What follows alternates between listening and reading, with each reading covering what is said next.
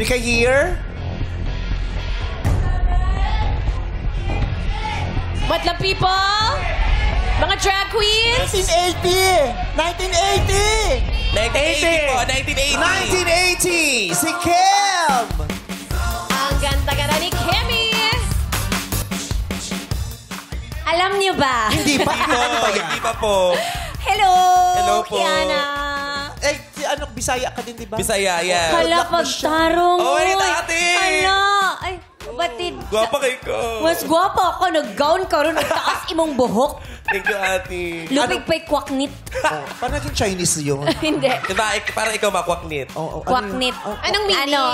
Kwaknit ay mananang... Ah, akala ko angel. Tik-tik, ano ba yun? Bat. bat. Yes. Paniki. Paniki. Kwaknit.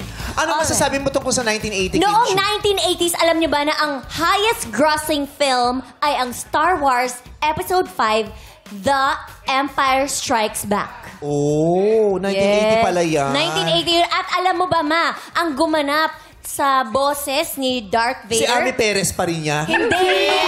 Hindi, Ma. Si James Earl Jones ay kakamatay lang nung Monday, September 9. Uy, nandito ako noon. Wala akong kinalaman sa shooting. Baka ako na naman ang maano dyan. Sinasabi ko lang. Okay.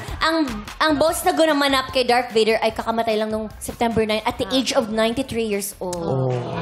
Isa sa pinakakilalang boses yun yes, no? di ba nakakatakot yung boss ni Darth Sa Vader? Lion King, siya yung si Mufasa. Wala na Yes, siya. ang dami niyang napanalo ng awards, kaya James Earl Jones. Sumalangit na wa. Yes, rest Okay, in maraming peace. salamat sa balita mong yan. Salamat. Good Ako luck, po. Mika.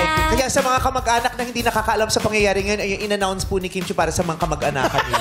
Hindi, nasa balita naman na. Nasa balita. Nasa balita.